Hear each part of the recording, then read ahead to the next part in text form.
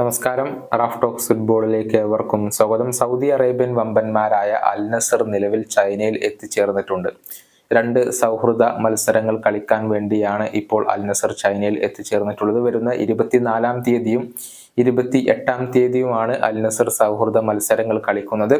Super താരം Cristiano റൊണാൾഡോയും ക്ലബിനോടൊപ്പം ഇപ്പോൾ ചൈനയിൽ എത്തിച്ചേർന്നിട്ടുണ്ട് എന്നുള്ളതാണ്. പക്ഷേ അദ്ദേഹത്തിന്റെ കാര്യത്തിൽ ചില ആശങ്കകൾ ഒക്കെ നിലനിൽക്കുന്നുണ്ട്.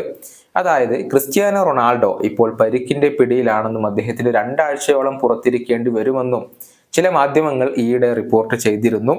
ഏതായാലും ഇക്കാര്യത്തിൽ കൂടുതൽ വ്യക്തതകൾ ചൈന ടൂർ ഓർഗനൈസർ നൽകിയിട്ടുണ്ട്. സാധാരണ താരങ്ങൾക്കുണ്ടാകുന്ന ചെറിയ ഫിറ്റ്നസ് പ്രശ്നങ്ങൾ മാത്രമാണ് ക്രിസ്ത്യാനോ റൊണാൾഡോക്കുള്ളത് എന്നാണ് ഓർഗനൈസർ ഇപ്പോൾ പറഞ്ഞിട്ടുള്ളത്. അദ്ദേഹത്തിന്റെ വാക്കുകൾ ഇങ്ങനെയാണ്: ക്രിസ്ത്യാനോ റൊണാൾഡോ ചെറിയ വേദന കൊണ്ട് ബുദ്ധിമുട്ടുന്നു എന്നുള്ള വാർത്ത ഞങ്ങൾക്കറിയാൻ കഴിഞ്ഞിട്ടുണ്ട്.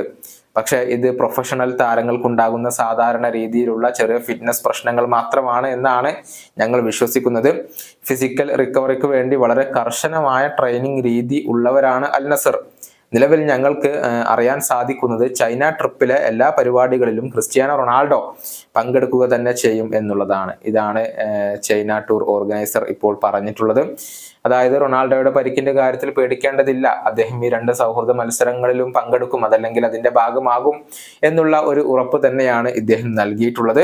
ചൈന ടൂറിന് ശേഷമാണ് ലയണൽ മെസ്സിയുടെ ഇന്റർ മയാമിക്കെതിരെ അൽ നസർ ഒരു സൗഹൃദ മത്സരം കളിക്കുക. ഫെബ്രുവരി 1-ാം തീയതി നടക്കുന്ന ആ മത്സരത്തിൽ ക്രിസ്ത്യാനോ റൊണാൾഡോയും ലയണൽ മെസ്സിയും മുഖാമുഖം വരും എന്ന് തന്നെയാണ് ആരാധകർ പ്രതീക്ഷിക്കുന്നത്.